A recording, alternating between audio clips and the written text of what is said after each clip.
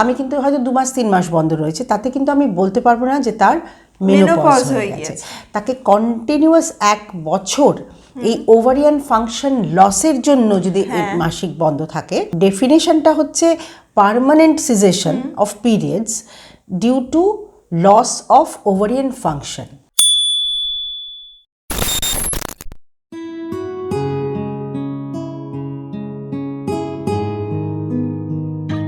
নমস্কার, আপনাদের সঙ্গে রয়েছে আমি সৌমিতা। আপনাদের সবাইকে স্বাগত জানাই অ্যাক্সলেপিয়া হেলথ ইউটিউব চ্যানেলে। অ্যাক্সলেপিয়া হেলথ ইউটিউব চ্যানেল মানে আপনারা জানেন আমরা শরীর স্বাস্থ্য সংক্রান্ত নানান বিষয় নিয়ে আলোচনা করি। আজকেও সেই রকমই একটা নতুন বিষয় নিয়ে কথা বলবো। যদিও বিষয়টা নতুন নয়, প্রত্যেকটা ঘরে ঘরে মা বোনেদের সবারই এই সমস্যা হয়ে থাকে বা সবারই কম বেশি এই সমস্যার মধ্যে দিয়ে যেতে হয়। সেটা হচ্ছে মেনোপজের পরের দিকের সমস্যা। এখন প্রশ্নটা হলো যে কতদিন পর্যন্ত পিরিয়ডস বন্ধ থাকলে সেটাকে মেনোপজ হিসেবে ধরা হবে, বা যাদের মেনোপজ হয়েছে সেই মেনোপজ হয়ে যাওয়ার পরে তারা কোন কোন বিষয়ে সতর্কতা অবলম্বন করবেন, বা মেনোপজের পর কেন শরীরে হার্টের সমস্যা বা অন্যান্য বয়সজনিত সমস্যাগুলো বাড়তে শুরু করে, এই সমস্ত বিষয় নিয়ে আমাদের আজকের আলোচনা। আর আজকের এই আলোচনা আমরা আমাদের সঙ্গে যাকে পেয়ে গিয়েছি তিনি শহর কলকাতার বিশিষ্ট স্ত্রীরোগ বিশেষজ্ঞ ডক্টর সেবন্তী গোস্বামী ম্যাম। নমস্কার ম্যাম। নমস্কার, আপনাকে অ্যাক্সলেপিয়া হেলথে স্বাগত। ধন্যবাদ ম্যাম, প্রথমেই যে কথাটা বলে শুরু করলাম যে অনেকের কাছে কিন্তু একটা ধারণা স্পষ্ট নয় যে পিরিয়ডসটা কতদিন পর্যন্ত বন্ধ থাকলে সেটাকে মেনোপজ হিসেবে ধরা হবে। ঠিক, পিরিয়ডসটা কন্টিনিউয়াসলি 1 বছর পর্যন্ত বন্ধ থাকতে হবে। আচ্ছা, তবে সেটাকে মেনোপজ বলা যাবে। আবার এমনও তো হতে পারে যে অন্য কোনো হরমোনজনিত রোগের জন্য যদি একটা 25 বছরের মেয়ের 1 বছর বন্ধ থাকে, তাহলে কিন্তু আমি কি মেনোপজ বলবো প্রথমে? তখনই সেটা নয়। যদিও প্রিম্যাচিওর মেনোপজ বলে একটা জিনিস আছে, সেটা তো less than 1% ক্ষেত্রে। কিন্তু একটা ধরুন মেনোপজাল বয়স যেটা, মানে সেই এজটা মোটামুটি কত? 45 থেকেই ধরা উচিত, কারণ ভারতবর্ষ বা এই ইস্টার্ন পৃথিবীর মেয়েদের মেনোপজাল এজ ইউজুয়ালি 50-51 অ্যাপ্রক্সিমেটলি। হ্যাঁ, কিছু কম বেশি হয়, হ্যাঁ কিছু ফ্যামিলিতে কম বেশি হয়, কিছু এথনিক ভেরিয়েশনে কম বেশি হয়, কিন্তু অ্যাভারেজ ওরকম 50-51 যদি আমরা ধরি, তাহলে তার 4-5 বছর এপাশ ওপাশ ধরলেই পেরিমেনোপজ হয়। পেরি মানে সারাউন্ডিং, তো আচ্ছা। হ্যাঁ, আর প্রিমেনোপজ মানে মেনোপজের আগের সময়টা। তো মেনোপজ বেসিক্যালি বলা যায়, কিন্তু এটা রেট্রোস্পেক্টিভ ওয়েতে আমরা বলি, মানে পেছন ফিরে তাকিয়ে বলা যাবে যে তার মেনোপজ হয়েছে।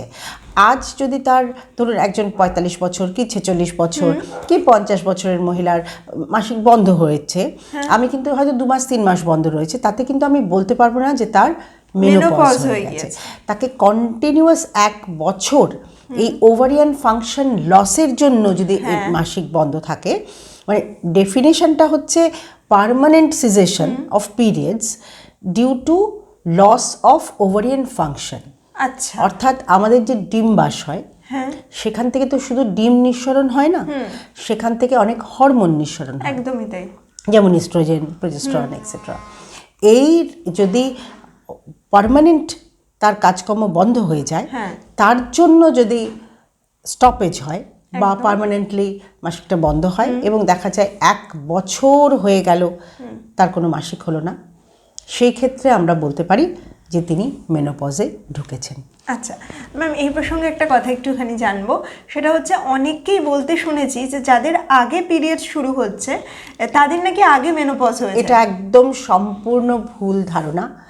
বলাই আছে যে এজ অফ মেনার্ক, প্রথম পিরিয়ডটা তো মেনার্ক বলা হয়, আর মেনোপজ হচ্ছে লাস্ট পিরিয়ডটা। এজ অফ মেনার্কের সাথে এজ অফ মেনোপজের কোনো রিলেশন নেই। আচ্ছা, এটা একদম একটা ভ্রান্ত ধারণা। হ্যাঁ, কিন্তু ফ্যামিলিতে আবার যদি দেখা যায়, অনেকে যেমন অনেক আগে মেনোপজ হয়ে গেলে আমরা তাকে জিজ্ঞেস করি যে আপনার মায়ের কত বছর বয়সে মেনোপজ হয়েছিল, কি দিদার কত বছর বয়সে মেনোপজ হয়েছিল, কারণ কিছু কিছু ফ্যামিলিতে দেখা যায় একটা আর্লি ট্রেন্ড অফ মেনোপজ। আচ্ছা, হয়তো দেখা গেছে তার দিদিমারও হয়েছে, তার মায়েরও হলো আর্লি এবং তারও হচ্ছে আর্লি, কিন্তু এটার সঙ্গে তাদের কিন্তু বয়ঃসন্ধি বা প্রথম যে মেনস্ট্রুয়েশন বা প্রথম পিরিয়ড তার কোনো সম্পর্ক নেই। আচ্ছা ম্যাম, এবার একটু দর্শকদের উদ্দেশ্যে বলে দিন যে এই পেরিমেনোপজ আর প্রিমেনোপজের এই দুটোর ডিফারেন্সটা ঠিক কোথায়? খুব ইজি, দুটো শব্দের মানে বুঝলেই হয়ে গেল। পেরি মানে সারাউন্ডিং, আচ্ছা। যেমন পেরিফেরি মানে পেরি মানে সারাউন্ডিং। তো মেনোপজকে ঘিরে যে বয়সটা বা যে সময়টা সেটা হচ্ছে পেরিমেনোপজ, মানে মেনোপজের আগে এবং পরে, ধরুন 4-5 বছর আগে এবং 4-5 বছর পরে। আর প্রি মেনোপজ মানে মেনোপজের আগের সময়টা শুধু, আচ্ছা, পোস্ট নয়। পোস্ট মানে মেনোপজের পরের সময়টা। আর মানে আসলে কি প্রি একটা, পোস্ট আরেকটা, মাঝখানে মেনোপজ আছে। আর এই প্রি আর পোস্ট দুটোকে মিলিয়ে যে শব্দটা সেটা হচ্ছে পেরিমেনোপজ। একদম তাই। এবার প্রি মেনোপজের ক্ষেত্রে একজন মহিলা কোন কোন সিমটমস দেখলে বুঝবেন যে তার মেনোপজ আসন্ন? আচ্ছা, 1 নম্বর হচ্ছে, এগুলো সত্যিই ভীষণভাবে আলোচনা করা দরকার, কারণ অনেক মহিলারই আমি দেখি ঠিকঠাক একদমই আইডিয়াই নেই, অথচ প্রত্যেক মেয়েকেই তো এটার মধ্যে দিয়ে যেতে হবে। একদমই তাই। হ্যাঁ, তো উনি যদি দেখেন যে ওই এজ গ্রুপে এসে ওনার পিরিয়ডসটা ইরেগুলার হয়ে যাচ্ছে, ইরেগুলার হচ্ছে ইন দ্য সেন্স দেখা যাচ্ছে হয়তো আফটার 45 বা যার 40 পর মেনোপজ হবে তার ওই সময়ও হতে পারে, আর্লি মেনোপজ যার হবে। আর্লি মেনোপজ মানে 40 to 45 এর মধ্যে যার হবে। তো আমি জেনারেলটাই ধরছি, যাদের বেশিরভাগ যেটা হয় 80% 90% যেটা হয়, ওই 45-46 এজ গ্রুপে এসে যদি দেখেন কি 50-র কাছাকাছি গিয়ে যদি দেখেন যে মাসিকটা খুব অনিয়মিত হয়ে গেল, মানে আজকে হলো আবার 2-3 মাস পরে গিয়ে হয়তো হলো, এবং অ্যামাউন্টটাও আস্তে আস্তে কমে যাচ্ছে, কি 5-6 মাস হলো না, তারপরে গিয়ে হয়তো একটা স্পটিং হলো। এই সিমটমটা যদি ওই এজ গ্রুপে হতে থাকে তাহলে উনি বুঝবেন যে উনি মেনোপজের দিকে যাচ্ছেন। আর কারোর যদি একেবারে 1 বছর টোটাল বন্ধ হয়ে হয়, এরকম লাকি খুব কম মহিলা হয় যে একদম জবনিকা পতন এবং তারপরে 1 বছর নেই একদম, তাহলে বুঝলেন যে ঢুকে গেলেন, তাহলেও তিনি বুঝবেন। আর মেনোপজ আসার আগে অথবা কারো কারো ক্ষেত্রে পরে হট ফ্ল্যাশের কথা তো ডেফিনেটলি অনেকের মধ্যেই এখন চাউর হয়ে গেছে, ট্রেন্ডিং ওয়ার্ড হয়ে গেছে। সেটা যদি হতে থাকে সেটার মানে কি, সেটা ইউজুয়ালি কিন্তু 75 থেকে 80% মহিলার হয় মেনোপজের আগে, মেনোপজের সময় বা পরে। কারো কারোর ক্ষেত্রে মাইল্ড হয়, কারো কারোর ক্ষেত্রে সিভিয়ার হয়। মাইল্ডগুলোর কিছুই ট্রিটমেন্ট লাগে না, কিছু কিছু লাইফস্টাইল মডিফিকেশনগুলি হয়ে যায়। সিভিয়ারের ট্রিটমেন্ট কি আমি পরে আসছি। হট ফ্ল্যাশ জিনিসটা কি, হঠাৎ করে তিনি বসে আছেন, হঠাৎ করে কান দিয়ে গরম হাওয়া বেরিয়ে গেল, প্রচণ্ড মাথার মধ্যে মনে হলো গরম লাগছে, এবং সাথে সাথে প্রচণ্ড ঘামতে শুরু করে দিলেন এবং ঘেমে আলটিমেটলি কুল হয়ে গেলেন। হয়তো কয়েক সেকেন্ডের ব্যাপার কি ম্যাক্সিমাম 1 মিনিটের ব্যাপার, কিন্তু সেটা তখন ভীষণ ডিস্ট্রেসিং হয়। যদি এটা দিনে ধরুন বারে বারে হতে থাকে তখন ডিস্ট্রেসিং হয়। সারাদিনে 1বার কি 2বার হলে হয়তো অনেক মহিলা এটাকে জাস্ট মানে গুরুত্বই দেন না, বা খুব মাইল্ড হলো, অল্প একটু কান দিয়ে গরম হাওয়া বেরোলো, তারপরে কুল হয়ে গেলেন, কোনো একটু ফ্যানের তলায় বসলেন, কুল হয়ে গেলেন, তিনি হয়তো ওটাকে পাত্তাই দিলেন না। বিশেষত কর্মরতা মহিলারা অনেক কাজের মধ্যে দ্বারা থাকেন, তারা অনেক সময় এটা হয়তো বুঝতেও পারেন না, বা হয়তো আমাদের গরমের দেশ এমনি গরম লাগছে বলে ফ্যানের তলায় বসলেন, খানিকক্ষণ পর ঠিক হয়ে গেল। তো এই হট ফ্ল্যাশ যদি আসতে থাকে তাহলে উনি বুঝবেন যে উনার মেনোপজের দিকে উনি যাচ্ছেন। আবার অনেকের এই hot flash, night sweats, insomnia, এই 3টে একসঙ্গে হয়। মানে হট ফ্ল্যাশ হলো, তার জন্য একদম ঘেমে নিয়ে চান হয়ে ঘুম ভেঙে গেল, সেই যে ঘুম ভেঙে গেল তার জন্য ঘুম আসছে না। নাইট সোয়েটস মানে পেশেন্টরা এরকম বলেন এসে যে রাত্রিবেলা বেশ দিব্যি ঘুমিয়ে গেলাম, মাঝরাতে ঘুম ভাঙলো, দেখলাম সারা বিছানা জল হয়ে গেছে, আমি ঘেমে গেছি। মানে হট ফ্ল্যাশটা ওই সময় হয়েছে, হয়ে উনি একদম ঘেমে গেছেন এবং তারপরে হয়তো আর ঘুম আসলো না। তো এই 3টের combination, hot flash, night sweats and insomnia, এই 3টের কম্বিনেশন হলেও উনি বুঝবেন যে মেনোপজ আসন্ন। এইগুলোই কিন্তু সিমটমস অফ মেনোপজ। আবার এরকম অনেক সময় হয় ইরেগুলার হচ্ছে, খুব কম মাসিক হয়ে গেছে, হতে হতে গিয়ে হয়তো একবার একটা মাসিক খুব হেভি হলো, আবার দেখা গেল কমে গেল। কিন্তু ওই এজ গ্রুপে, এইটাই আমরা বারে বারে বলি, ওই এজ গ্রুপে গিয়ে একদম ওই এজ গ্রুপে গিয়ে যদি দেখা যায় মাসিক কমে গেল তাহলে কিন্তু চিন্তার কারণ নেই, তাহলে বুঝবেন যে আস্তে আস্তে এটা বন্ধ হয়েছে। যে ওই এজ গ্রুপে এসে যদি দেখা গেল যে মাসিক বেড়ে যাচ্ছে তাহলে কিন্তু অবশ্যই বিশেষজ্ঞের পরামর্শ নেবেন। কারণ মেনোপজের আগে কিন্তু ওরকম সব, এই আরেকটা ভ্রান্ত ধারণা আছে এবং এই নিয়ে অনেককে আমরা ভুগতে দেখেছি যে মেনোপজ আসছে ভেবে অনেক হেভি ব্লিডিং হচ্ছে, তিনি তাকে পাত্তা দিচ্ছেন না, এবং তার বন্ধু বান্ধব, মা মাসি দিদি সবাই বলছেন যে ও বন্ধ হওয়ার আগে এরকম হেভি হয়, এবার হেভি হয় মানে একটা দুটো হতে পারে, কিন্তু মাসের পর মাস যদি এরকম হেভি হতে থাকে একদমই। তখন কিন্তু দেখতে হবে যে তার অন্য কোনো টিউমার হলো কিনা, পলিপ হলো কিনা, বা gynecological অন্য ধরনের সমস্যা। কারণ ওই এজটাও তো এটাও মাথায় রাখতে হবে যে যত মানুষ 50 থেকে 60 এই এজ গ্রুপের দিকে যাচ্ছে, ক্যান্সারের প্রবণতাও তো এজ গ্রুপে বেশি, এটা 25 থেকে এটা 50 তো ক্যান্সারের প্রবণতা বেশি। তো ন্যাচারালি এইগুলোও তখন কিন্তু মাথায় রাখতে হবে। তো এই সব সিমটমগুলো দেখলে তিনি বুঝবেন যে তিনি মেনোপজের দিকে যাচ্ছেন বা মেনোপজ আসন্ন। আচ্ছা ম্যাম, আপনি যে সিমটমসগুলোর কথা বললেন, তো একটুখানি জানবো যে সব মহিলাদের ক্ষেত্রে কি এই ধরনের সিমটমস লাগে? হট ফ্ল্যাশ একেবারে 75 to 85% আচ্ছা। মহিলাদের হয়, কিন্তু তার মধ্যে ওই যে বললাম অনেকে বুঝতেই পারেন না। সিভিয়ার যাদের হয়, that may be 25% of that 80% আর কি, তারাই শরণাপন্ন হন আমাদের, কারণ তাদের কাজ ব্যাহত হয়ে যাচ্ছে, ঘুম ব্যাহত হয়ে যাচ্ছে। আর যারা এটাতে সাফার করে ম্যাক্সিমাম দেখা যায় 5 to 6 months পরেই সেটা আর নেই, হঠাৎই উনি দেখলেন যে ওটা আর হচ্ছে না। কারো কারো ক্ষেত্রে 1 বছর পর্যন্ত থাকতে পারে এগুলো, কারো কারো ক্ষেত্রে 2 বছর পর্যন্ত থাকতে পারে, আর খুব ভাগ্য খারাপ হলে কারো কারো ক্ষেত্রে 5-10 বছরও অল্প বিস্তর থাকতে পারে।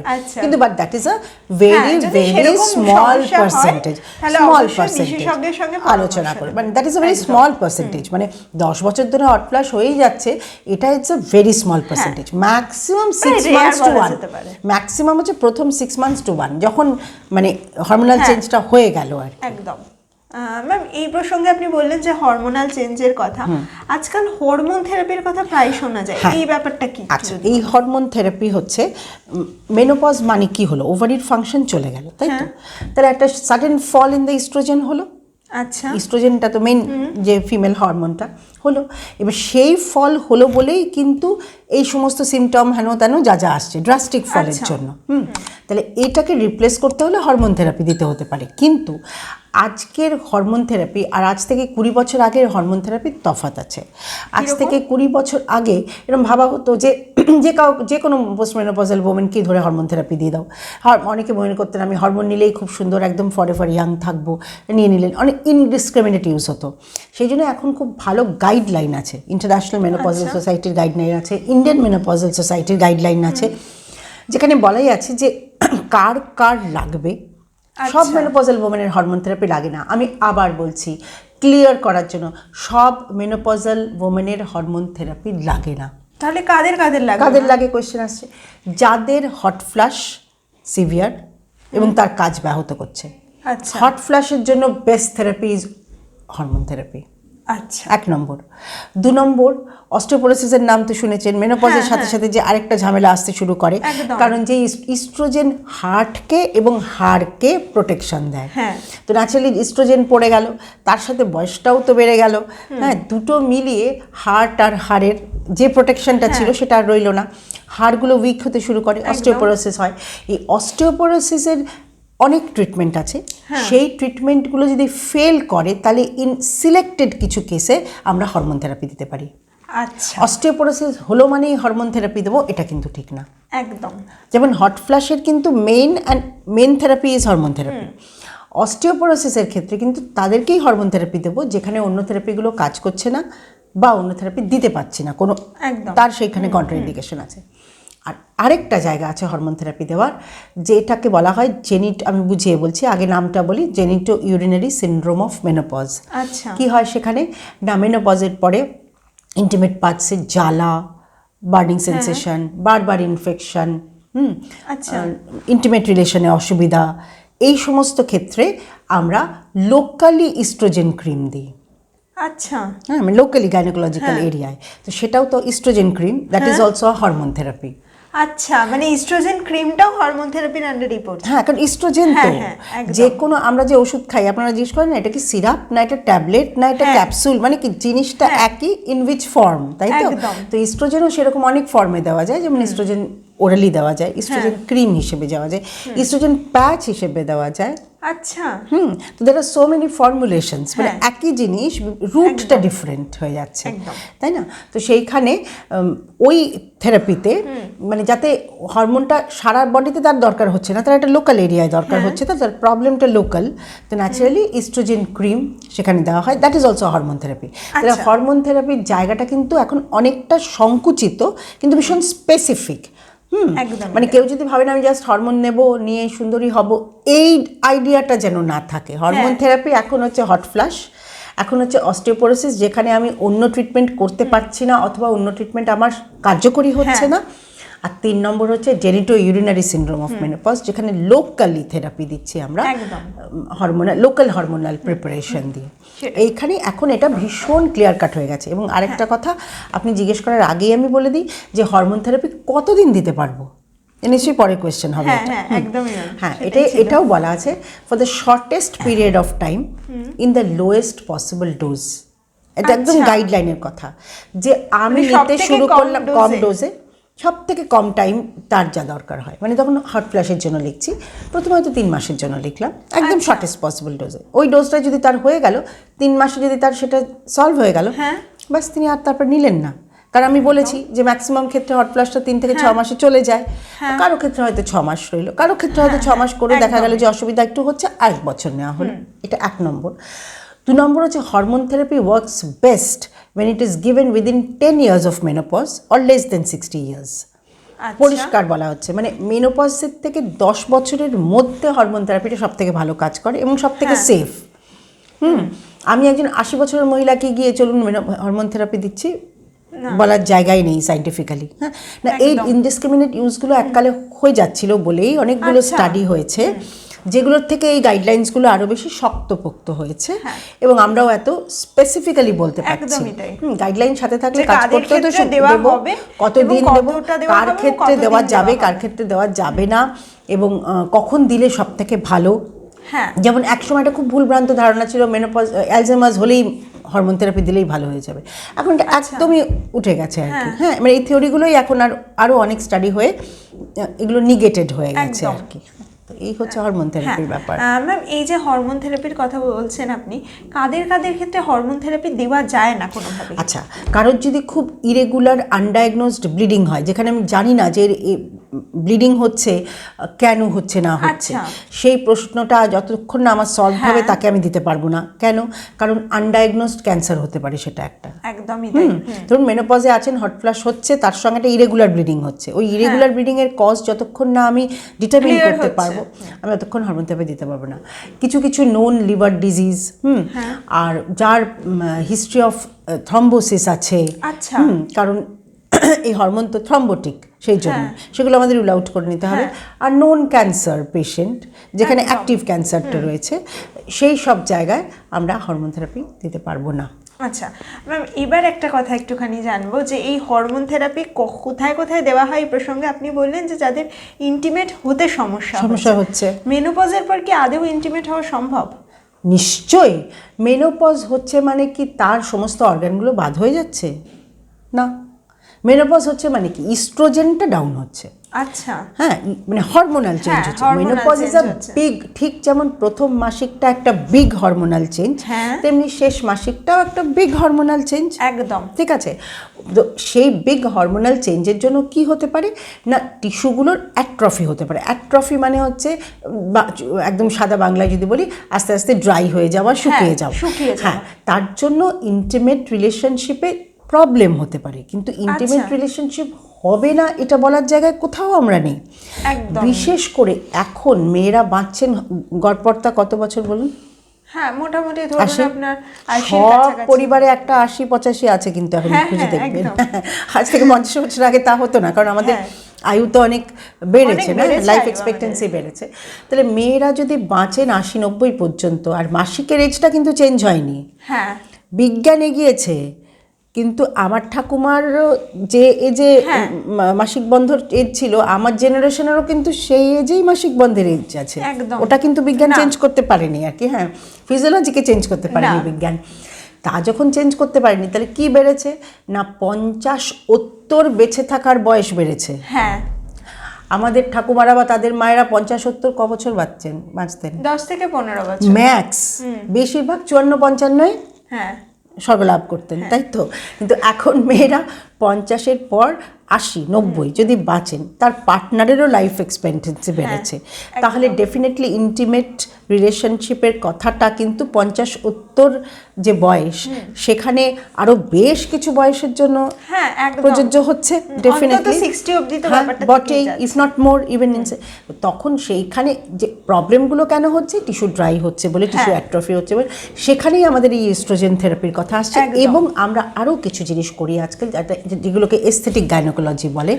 আমরা লেজার করি, রেডিও ফ্রিকোয়েন্সি করি, প্লেটলেট রিচ প্লাজমা থেরাপি করি ইন্টিমেট টিস্যুতে, যেগুলো ওপিডি পেস্ট প্রসিডিওর, কোনো কাটাকাটির ব্যাপার নেই, কিছু নেই, পেশেন্ট এলো, করলেন, চলে গেলেন 3-4টে সেশনে, এবং সেইগুলোতে হচ্ছে কি ইন্টিমেট টিস্যুগুলো রিজুভিনেটেড হচ্ছে। একদম এই রিজুভিনেটেড হলেই তাহলে ইন্টিমেট রিলেশনশিপে কোনো প্রবলেম নেই। এই ধারণা কোনো মহিলা পোষণ যেন না করেন যে মেনোপজের পর ইন্টিমেট রিলেশন সম্ভব না, এর থেকে ভুল ধারণা নেই। আরেকটা ভুল ধারণা আমি এই পয়েন্টেই ভাঙবো, সেটা হচ্ছে অনেক মহিলার একই সঙ্গে ধারণা হচ্ছে হিস্টেরেক্টমি হয়ে গেলে নাকি ইন্টিমেট রিলেশনশিপ থাকে। একদমই তাই। হিস্টেরেক্টমিতে কি বাদ যাচ্ছে? জরায়ু বাদ যাচ্ছে। জরায়ুর কাজ কি? জরায়ু হচ্ছে সেই থলি বা সেই অর্গান যেখানে বাচ্চা বেড়ে ওঠে, সন্তান ধারণ করা। অ্যাবসলিউটলি। জরায়ুর সঙ্গে যোনির কোনো সম্পর্ক নেই, যোনি সম্পূর্ণ আলাদা। ন্যাচারালি জরায়ু বাদ গেলে তার ইন্টিমেট রিলেশনশিপ বন্ধ হয়ে যাবে, এই ভুল ধারণা থেকে মেয়েদের বেরিয়ে আসতে হবে। একদমই তাই। ম্যাম, এই যে যাদের মেনোপজ হয়ে গেল বা মেনোপজ হচ্ছে অবস্থা, সেই জায়গায় দাঁড়িয়ে মহিলাদের কি কি চেঞ্জেস মানে করা দরকার লাইফস্টাইলের ক্ষেত্রে? 1 নম্বর হচ্ছে একটা রেগুলার এক্সারসাইজে থাকা উচিত। আচ্ছা, 20-30 মিনিটস, কি আরও একটু বেশি কেউ করলেন তো ভালো। 2 নম্বর হচ্ছে unnecessary fatty food, spicy, oily, extra sugar, এগুলো যতটা অ্যাভয়েড করতে পারবেন আপনি তত ভালো থাকবেন। আচ্ছা, এই দুটো হচ্ছে মানে লাইফস্টাইল মডিফিকেশনের প্রথম ধাপ। আর 3 নম্বর হচ্ছে এবার আপনার হট ফ্ল্যাশ হলে আপনি বিশেষজ্ঞের পরামর্শ নিন, আপনার উল্টোপাল্টা ব্লিডিং হলে আপনি বিশেষজ্ঞের পরামর্শ নিন, এনি কোনো সিমটমে আপনার যদি সন্দেহ জাগে আপনি একদম বিশেষজ্ঞর পরামর্শ নিতে দ্বিধা করবেন না। যেমন মেনোপজের পরে যদি ব্লিডিং হয়, এটা একটা বড় চ্যাপ্টার, এর নামই হচ্ছে পোস্ট মেনোপজাল ব্লিডিং।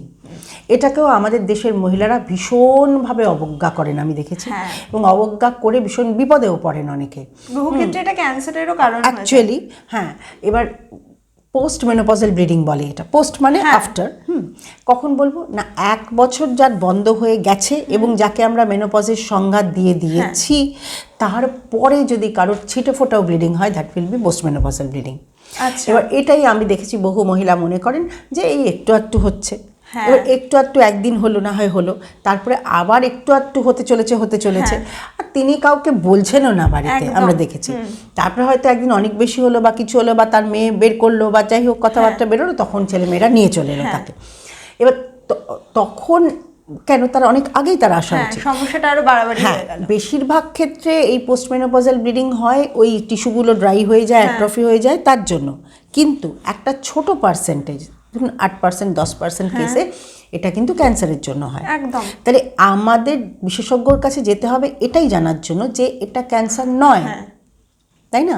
এবার সমস্যাটা কি হচ্ছে, মানে সেটা কি সত্যি ভয় পাওয়ার মতো, নাকি আমার কোনো অপারেশনে যেতে হবে, নাকি আমার কোনো ইনভেস্টিগেশনস করতে হবে বার করার জন্য যে এটা নিয়ে কোনো ভয় নেই? এটা নিয়ে যে কোনো ভয় নেই সেটা জানা ভালো, না আমি ভয় পেয়ে চুপচাপ বসে থাকা ভালো? একদমই তাই, তাই না? অসংখ্য ধন্যবাদ ম্যাম আপনাকে আজকের এই অনুষ্ঠানে আমাদের সঙ্গে থাকার জন্য। দর্শক বন্ধুদের উদ্দেশ্যে বলবো যে মেনোপজের খুঁটিনাটি প্রত্যেকটা বিষয় নিয়ে কিন্তু আজকে আলোচনা করা হলো। একই সঙ্গে মেনোপজ সম্পর্কিত বহু মিথ যেগুলো আমাদের মধ্যে রয়ে গেছে সেগুলোও ম্যাম ভাঙিয়ে দেওয়ার চেষ্টা করলেন। আর পাশাপাশি কাদের সতর্ক হওয়া দরকার এবং মেনোপজের পর কী কী সিমটমস দেখলে অবশ্যই বিশেষজ্ঞের পরামর্শ নেবেন সেই বিষয়েও ম্যাম কিন্তু পরিষ্কার জানিয়ে দিলেন। আপনারা যে কোনো ধরনের স্বাস্থ্য সংক্রান্ত সমস্যা হলে অবশ্যই টিম অ্যাক্সলেপিয়াকে পাশে পাবেন। গাইনোকোলজিক্যাল যে কোনো ধরনের সমস্যার ক্ষেত্রে আপনারা অবশ্যই ম্যামের সঙ্গে সরাসরি যোগাযোগ করতে পারেন। স্ক্রিনে দেওয়া টেলিমেডিসিনের নাম্বারে আপনারা কল করবেন।